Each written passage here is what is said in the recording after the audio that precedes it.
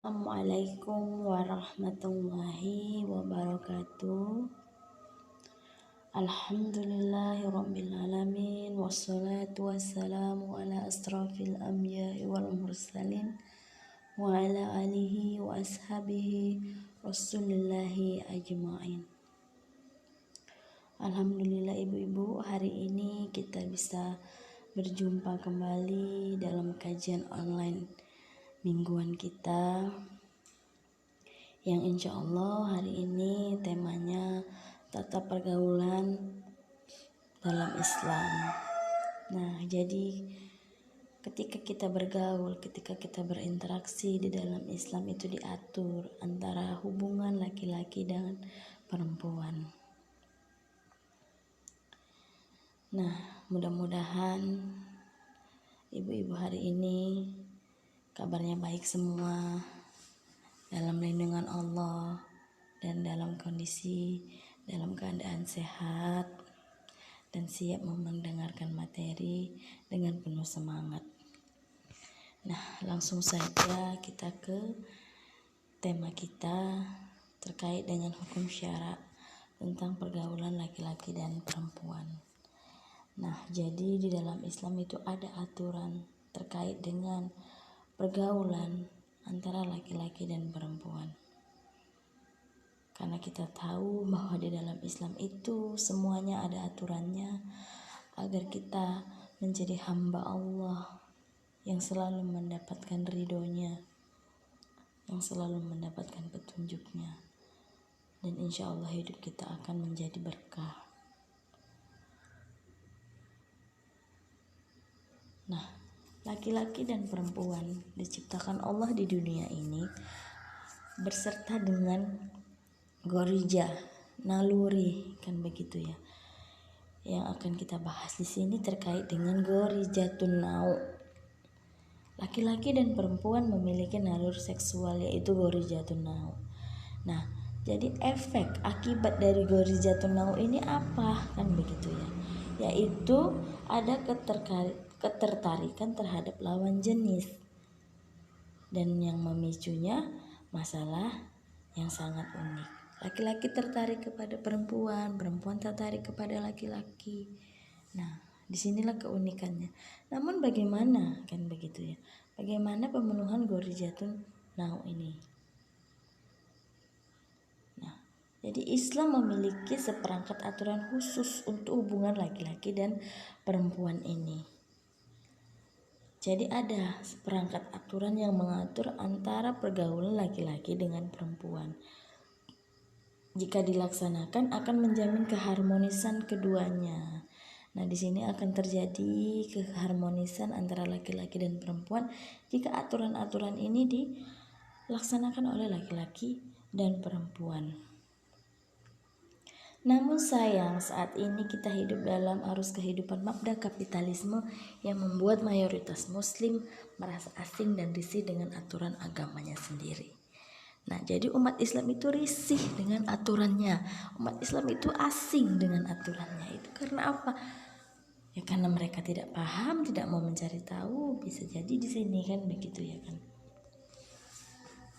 Ketika dikasih tahu tentang hukum Islam begini, tentang aturan Allah itu begini, risih kan begitu ya kan. Seharusnya sikap seorang muslim kan tidak seperti itu. Nah, jadi di sini kaum muslimin sudah terpapar dengan pemikiran dan paradigma barat gitu kan, yang ada di pemikirannya, cara hidupnya, cara pandangnya adalah paradigma barat kan begitu ya kan. Hukum seksual adalah hal yang mutlak jika tidak disalurkan akan membawa kesengsaraan. Nah, jadi kan tadi Allah ciptakan ada seperangkat aturan antara laki-laki dan perempuan. Karena sudah terpapar dengan pemikiran dan paradigma barat, cara berpikir barat gitu kan. Ketika tidak mampu memenuhi gorijatun nau tadi gitu kan, akan menimbulkan kesengsaraan kan begitu ya. Tidak bisa menyalurkannya, dia merasa kayaknya hidupnya paling malang di dunia ini, sengsara. Nah, jadi untuk membangkitkan gorijatun nau ini tadi mengumbar erotisme untuk membangkitkan dorongan seksual. dibuatlah gambar yang membangkitkan Gorijatun Nau ini tadi, naluri seksual. Kemudian dibuat juga film yang memang sengaja untuk membangkitkan gairah seksual tadi ya kan. Dan kemudian lagu yang bertemakan tentang cinta. Ya bisa kita lihat ya kan Bu, bagaimana saat ini lagu-lagu yang kita dengar itu bertemakan cinta, seolah-olah ketika cintanya hilang, hidupnya pun hilang. Ketika tidak punya cinta, hidupnya paling malang.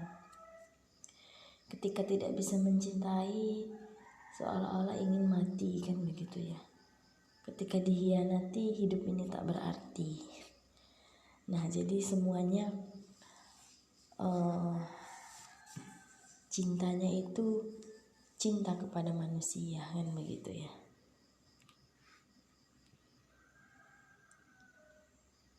Nah, jadi di sini ketika sudah terpapar dengan paradigma barat tadi, menganggap interaksi yang bercampur baur antara pria dan wanita dan hubungan di luar pernikahan sebagai hal yang lazim bahwa penting demi tersalurkannya kebutuhan seksual.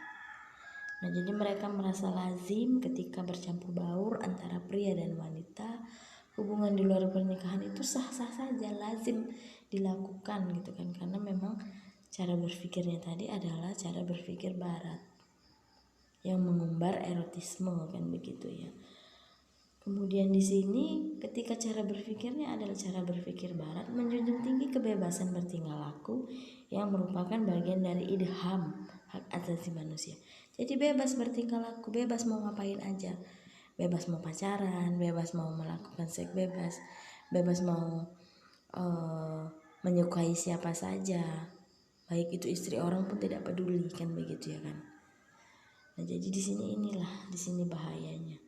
Kebebasan bertingkah laku itu tadi dijunjung tinggi.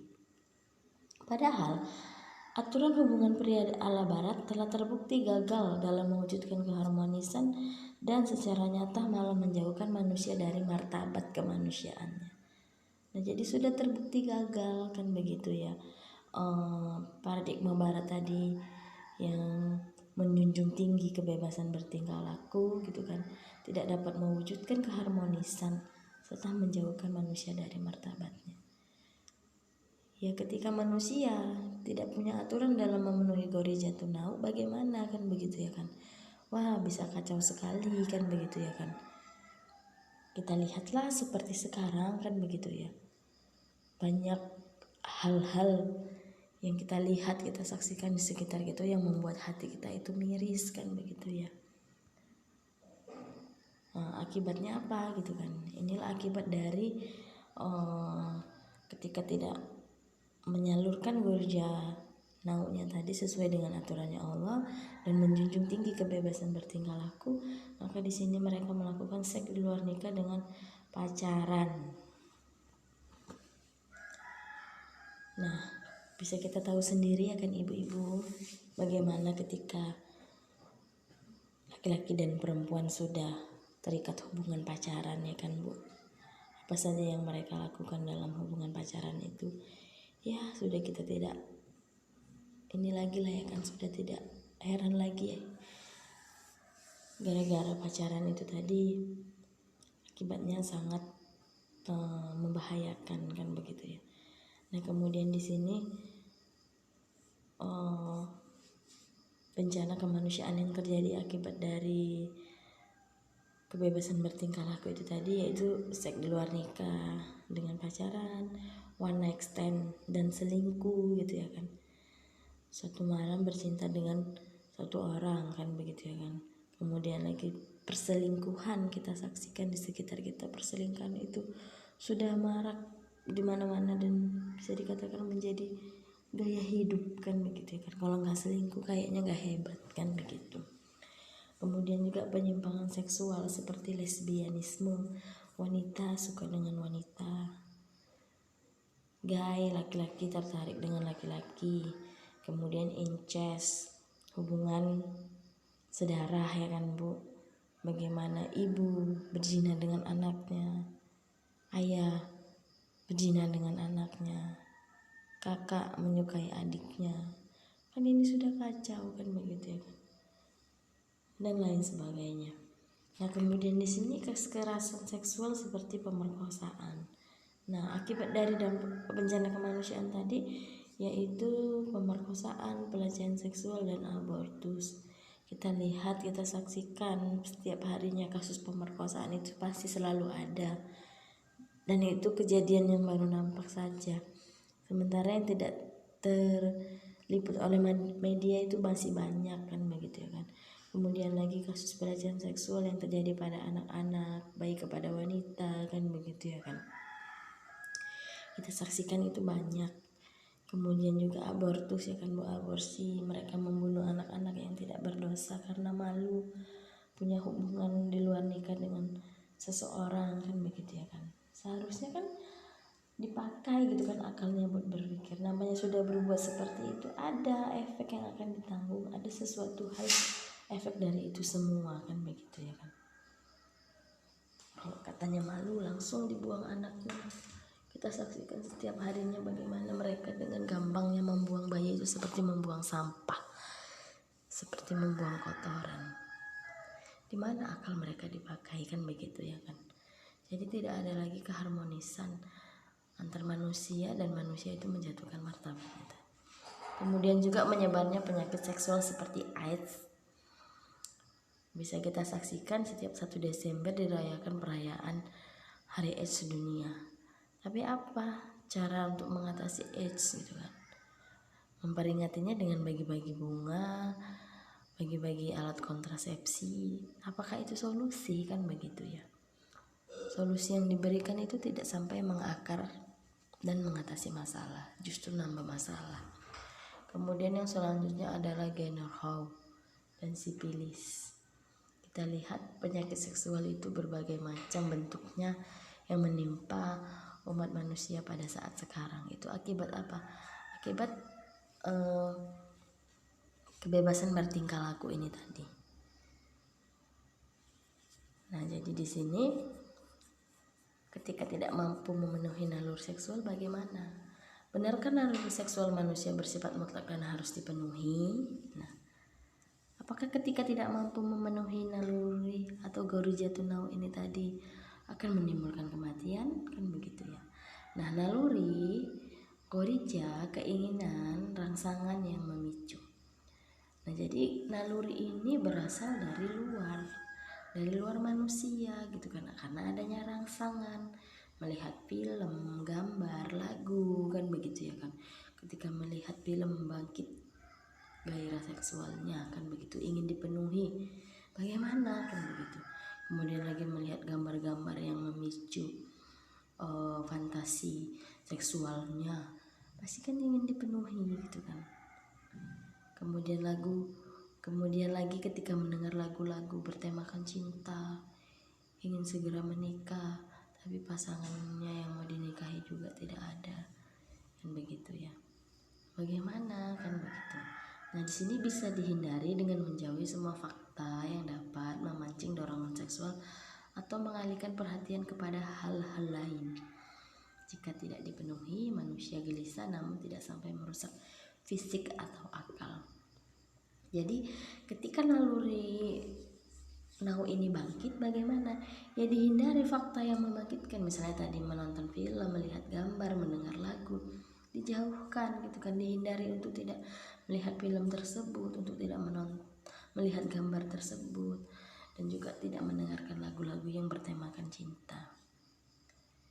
Ya kalau habis putus cinta mendengar lagu-lagu yang membuat dia teringat dengan ininya, hidupnya udah paling malang kali di dunia ini kalau dia seperti itu. Tapi kan tidak gitu kan, sudah dilarang pacaran masih tetap pacaran, tibanya ditinggal nangis-nangis di sosmed kan begitu ya.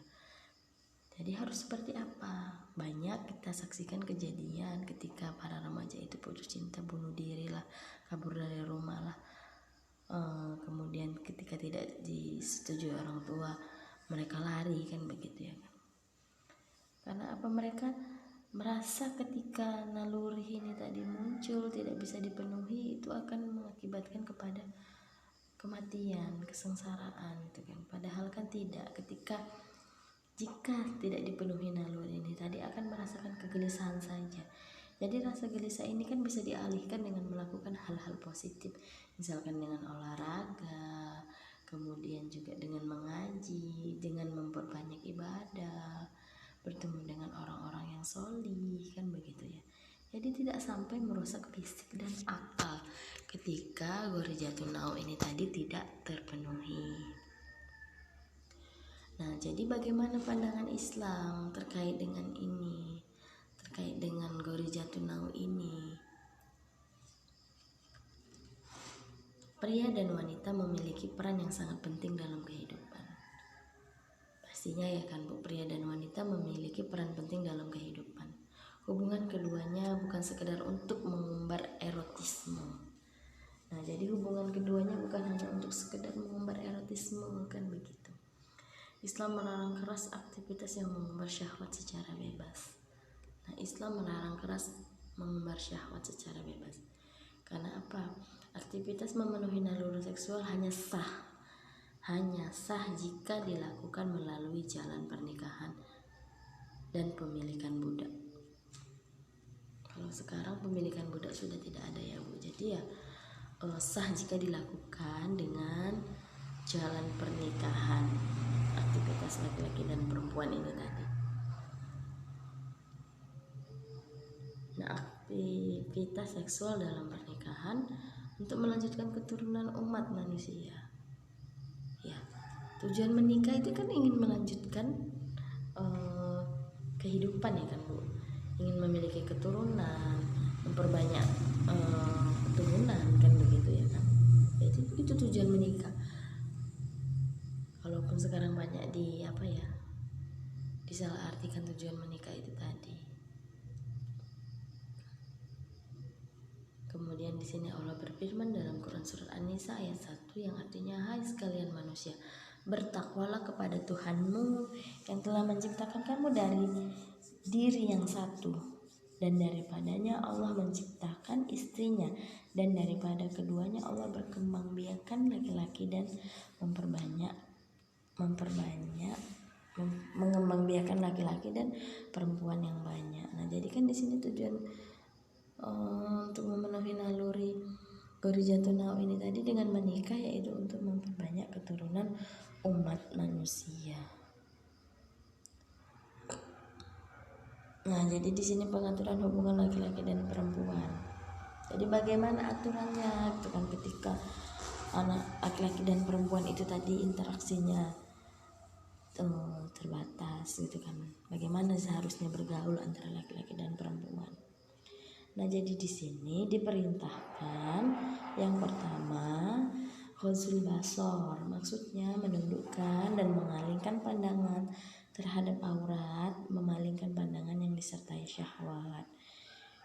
Jadi diperintahkan untuk menundukkan pandangan, bukan untuk jelalatan ya kan, matanya ke sana ke sini, tidak tahan melihat orang ganteng, tidak tahan melihat orang cantik, kan begitu. Karena apa? Karena tidak menundukkan pandangan tadi, kan begitu. Jadi perintah menundukkan pandangan ini tadi ghadzul basar dalam Quran surat An-Nur ayat 30,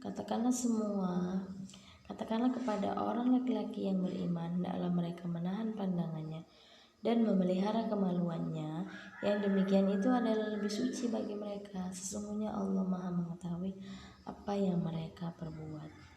Kemudian juga di dalam hadis ya, katakanlah kepada wanita yang beriman, hendaklah mereka menahan pandangannya dan kemaluannya, dan janganlah mereka menampakkan perhiasannya kecuali yang biasa tampak padanya. Jadi nggak boleh menampakkan perhiasannya. Ya, tempat-tempat perhiasan di sini tahu ya kan Bu, ya di leher, di telinga, di pergelangan kaki, di pergelangan tangan, itu kan tempat-tempat perhiasan, itu tidak boleh gitu kan. Janganlah mereka menampakkan perhiasannya.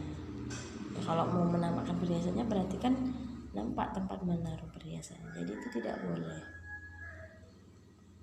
Nah, yang kedua, wajib perempuan keluar rumah dengan memakai pakaian yang sempurna. Yang pertama itu harus memakai kerudung. Ayatnya itu di dalam Quran surat An-Nur ayat 31.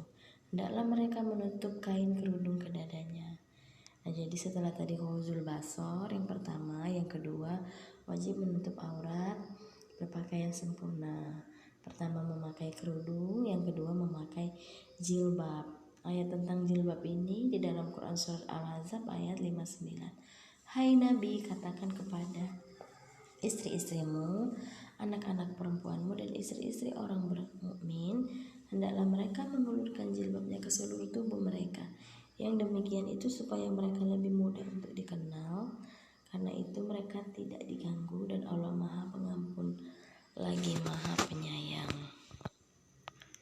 Nah, kemudian yang ketiga, larangan bagi wanita melakukan syafar, yaitu perjalanan 1 hari 1 malam tanpa disertai mahram. Jadi tidak boleh ya Bu kita melakukan syafar 1 hari 1 malam tanpa disertai mahram. Dalilnya hadis Bukhari, Muslim, Abu Daud dan Ibnu Majah yang bunyinya tidak halal bagi seorang perempuan beriman kepada Allah di hari akhir mengadakan safar sehari semalam tanpa mahram. Jadi kalau mau pergi jauh harus disertai dengan mahram, karena kita nggak tahu apa yang terjadi nanti di jalan, dan Islam memang sangat memuliakan perempuan kan begitu ya. Tidak sembarangan wanita ini kesana kesini sendirian, apalagi kalau 1 hari 1 malam harus disertai dengan mahram. Nah, kemudian yang keempat, larangan bagi perempuan keluar rumah dari rumahnya kecuali dengan izin suaminya. Nah, ini ada dikisahkan dengan Rasul ketika seorang wanita ingin keluar rumah tapi tidak mendapat izin suaminya dan dia meminta izin kepada Rasulullah. Nah, dari Ibnu Battah telah menuturkan sebuah riwayat dalam kitab Ahkam An-Nisa yang bersumber dari penuturan Anas radhiyallahu an, disebutkan bahwa ada seorang pria berpergian seraya melarang istrinya keluar rumah. Kemudian dikabarkan bahwa ayah wanita itu sakit. Wanita itu lantas meminta izin kepada Rasulullah agar dibolehkan menjenguk ayahnya. Rasulullah kemudian menjawab, hendaklah engkau takut kepada Allah dan janganlah engkau melanggar pesan suamimu. Tidak lama kemudian ayahnya meninggal dan wanita itu pun kembali meminta izin kepada Rasulullah agar diperbolehkan melayat jenazah ayahnya. Dengan perintah itu beliau kembali bersabda, hendaklah engkau takut kepada Allah dan janganlah engkau melanggar pesan suamimu agar menurunkan wahyu kepada Allah menurunkan wahyu kepada Nabi SAW. Sungguh aku telah mengampuni wanita itu karena ketaatan dirinya kepada suaminya. Nah, jadi di sini wanita tersebut ingin meminta izin gitu kan, ingin keluar menjenguk orang tuanya yang sedang sakit, tapi pesan suaminya ketika sebelum pergi jangan keluar rumah tanpa seizin suaminya, karena dia patuh dan taat gitu kan, tidak keluar, maka di sini balasannya adalah surga. Allah telah mengampuni wanita tersebut karena ketaatannya kepada suaminya. Jadi Bu, sebelum keluar rumah harus izin dulu dengan suaminya. Nah, masih semangat ya ibu-ibu. Dan yang kelima, larangan untuk berkhalwat, berdua-duaan. Khalwat itu artinya berkumpul 2 orang laki-laki dan perempuan di tempat yang tidak memungkinkan orang lain masuk kecuali dengan izin keduanya. Kedua orang ini merasa aman di dalamnya. Janganlah berkhalwat seorang laki-laki dan perempuan kecuali bersama wanita itu mahram. Nah, jadi tidak boleh ya Bu berkumpul laki-laki dan perempuan, hanya 2 orang laki-laki dan perempuan di dalam ruangan. Ketika di luar ruangan pun, ketika ramai orang, kemudian laki-laki dan perempuan itu asik sekali ngobrolnya, sampai-sampai kita mau masuk ke dalam obrolan mereka itu segan gitu kan. Nah, di sini perempuan dan laki-laki itu sudah dikatakan berkhalwat karena mereka asik bicara berdua, tidak memperdulikan sekitarnya kan begitu. Itu dikatakan juga berkhalwat. Jadi tidak harus di dalam ruangan gitu kan berdua-duaan berkhalwat, tapi ketika di halayak ramai pun mereka asik dengan obrolannya, mereka dikatakan juga berkhalwat.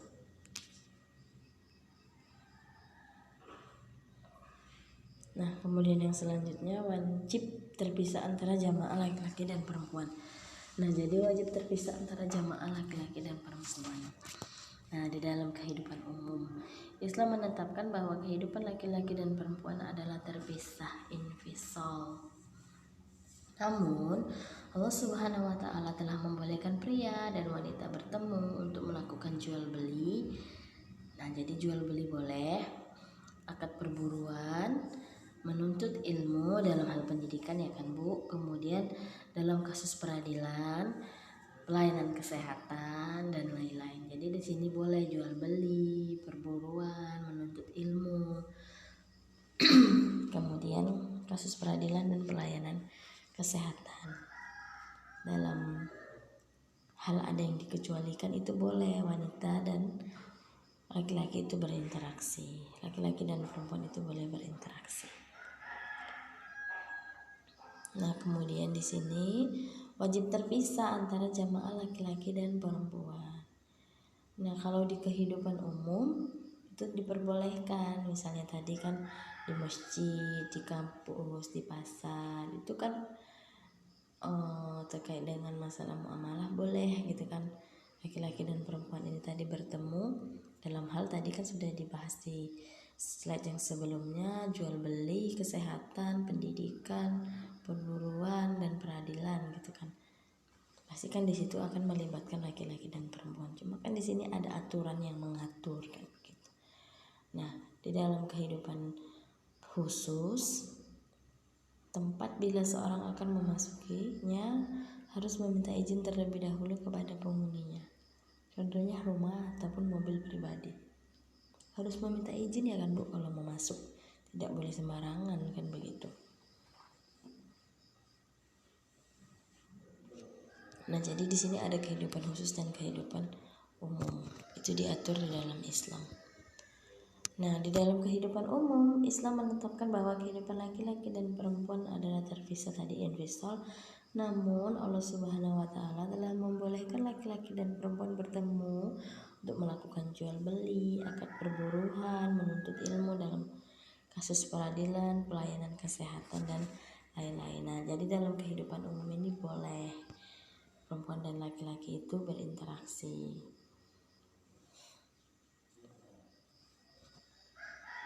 Dalilnya Rasulullah Shallallahu Alaihi Wasallam telah memisahkan kaum pria dari kaum wanita dan menjadikan saf-saf kaum wanita di masjid berada di belakang saf-saf kaum pria. Nah, jadi mengenai pengajaran Rasulullah Shallallahu Alaihi Wasallam di masjid, seorang wanita berkata kepada beliau, kami telah dikalahkan oleh kaum pria untuk belajar kepadamu. Karena itu hendaklah engkau menyediakan satu hari buat kami. Hadis riwayat Bukhari, Abu Sa'id Al-Khudri radhiyallahu anhu. Nah, jadi di sini dicontohkan oleh Rasulullah pada saat keluar masjid, Rasulullah memerintahkan kaum wanita keluar terlebih dahulu, kemudian disusul oleh kaum pria sehingga kaum wanita terpisah dari kaum pria. Jadi tidak bercampur baur ya kan Bu. Kaum wanita itu dipersilakan untuk keluar duluan dan kaum pria itu belakangan kan begitu. Nah, Imam Bukhari meriwayatkan dari Hindun Al-Haris dari Ummu Salamah istri Nabi Shallallahu Alaihi Wasallam bahwa kaum wanita pada masa Rasulullah Shallallahu Alaihi Wasallam jika telah mengucapkan salam dari salat wajib mereka berdiri. Rasulullah Shallallahu Alaihi Wasallam dan kaum pria diam di tempat selama waktu yang dikehendaki Allah. Maka jika Rasulullah Shallallahu Alaihi Wasallam berdiri, berdirilah kaum pria. Nah, ini akan Bu dari hadis Ummu Salamah istri Nabi ketika sholat di masjid.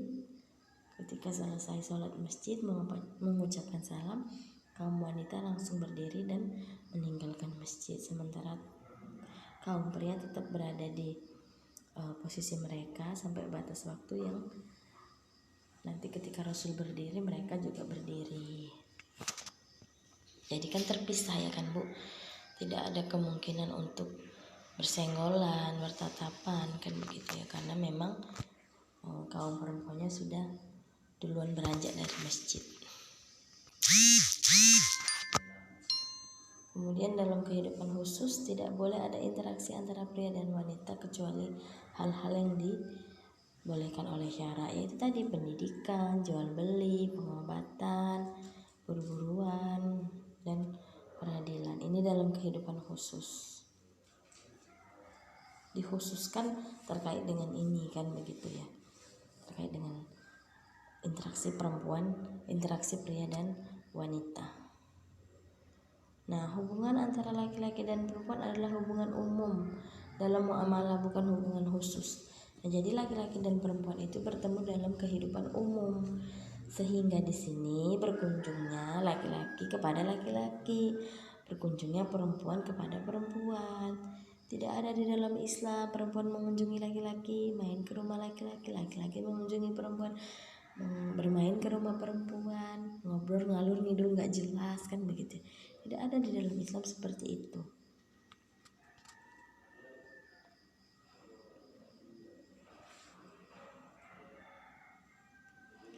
Nah, jadi di sini ya kan Bu, hubungan antara laki-laki dan perempuan itu sudah jelas itu kan, Allah mengaturnya dalam Islam gitu kan, bahwa tata pergaulan di dalam Islam itu interaksi pria dan wanita itu diperbolehkan gitu kan dalam kehidupan umum tadi, terkhususnya gitu kan dalam jual beli, dalam pendidikan, dan kemudian dalam kesehatan, perburuan serta peradilan.